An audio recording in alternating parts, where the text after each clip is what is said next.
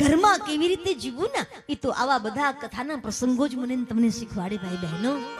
જે વેર વિખેરથી જીવશું ને તો આપણી કોઈ કિંમત નથી. યાદ રાખજો, ઝાડુ સાવરણી એ બંધાયેલી છે ને ત્યાં સુધી કચરો કાઢે છે, પણ જો એ બંધન મુક્ત થઈ ગઈ તો પછી ખુદ કચરો બની જશે. એમ યાદ રાખજો, તમે તમારા પરિવાર સાથે જોડાયેલા છો તો તમે એ સારું કામ કરી શકશો. અગર જો વિખેરાઈ ગયા તો ખુદ કચરો બની જશો. તમે જો આખું કલયુગનું વાતાવરણ જ આવું છે. ઘરમાં શાળાનું ચાલે આવું લખ્યું છે. બુદ્ધિદાયક તો કોણ કહેવાય? તો બોલે શાળાની સલાહ જ લેવાય. મા બાપ તો કે બોલે મા બાપ બહુ ટીક ટીક કરે તો એને વૃદ્ધાશ્રમમાં મૂકી આવવાના. જેટલા આપણે ત્યાં મંદિરો નથી એટલે તો વૃદ્ધાશ્રમો ખુલ્યા છે અત્યારે.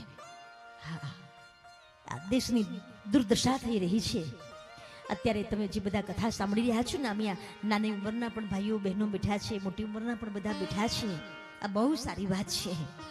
ઘરમાં બધા ભેગા મળીને એક સાથે ભોજન કરવું અને એક સાથે બેસીને આવી કથાઓ પણ સાંભળવી, જેથી કરીને ઘરનું વાતાવરણ સ્વર્ગ સમાન બની જશે.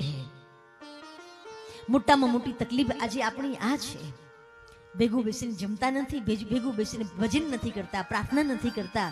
એટલે પરિણામ એ આવ્યું, જેના અન્ન જુદા એના મન જુદા.